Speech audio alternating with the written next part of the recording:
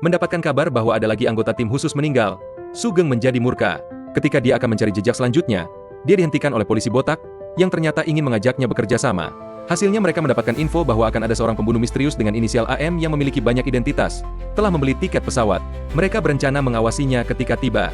Saat itu, si pria misterius telah tiba di bandara. Dia mengamati setiap penumpang di bandara dengan seksama, namun tiba-tiba memperhatikan seorang pria Afrika Amerika yang tampak sedang bersandar nggak jelas di tembok.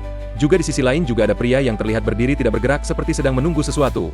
Menyadari ada yang tidak beres, dia sengaja mendekati pria tersebut dan pura-pura menabrak koper pria itu lalu membantu mengangkatnya. Setelah itu, dia langsung memastikan kecurigaannya. Ternyata pria misterius itu menemukan bahwa koper pria tersebut kosong. Jika dia orang yang akan naik pesawat, tidak mungkin membawa koper kosong ke bandara. Dia berkesimpulan kemungkinan besar keberadaannya sudah terungkap. Dia melaporkan situasi ini kepada atasannya, dan juga dia berkata telah menyiapkan rencana lainnya. Sementara itu, Sri dan Wati telah tiba di perusahaan bernama New Era, yang mereka curigai sebagai milik si penjahat tua. Mereka memberikan kartu parkir yang mereka dapat dari pembunuh berwajah parut kepada manajer di sana, berharap bisa mencari tahu apa yang dilakukan pembunuh berwajah parut ketika datang ke sini. Ternyata jawabannya mengejutkan. Dia datang untuk wawancara kerja. Info ini membuat mereka bingung, tapi tidak aneh karena ini pasti hanya kedok. Tidak mungkin para pembunuh itu datang ke sana melapor dengan jujur bahwa mereka ke perusahaan ingin cari job membunuh. Tapi faktanya adalah, sebelum menyerang Sugeng dan Wati, mereka terakhir ke sini. Karena itu nggak salah lagi.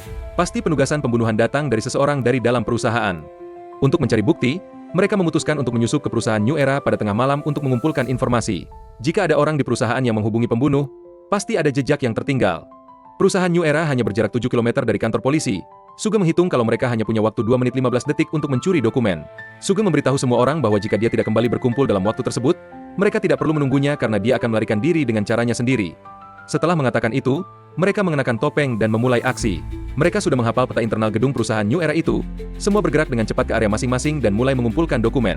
Semua yang mencurigakan masukin aja dulu ke karung, nanti baru dicek. Sugeng tidak sengaja menemukan sebotol minuman mahal.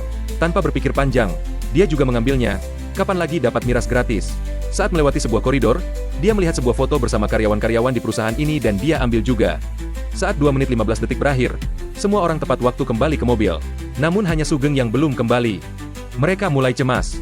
Tapi karena Sugeng sudah pesan untuk tinggalkan saja jika dia nggak balik setelah 2 menit 15 detik, mereka pun meninggalkannya, karena percaya Sugeng pasti punya cara.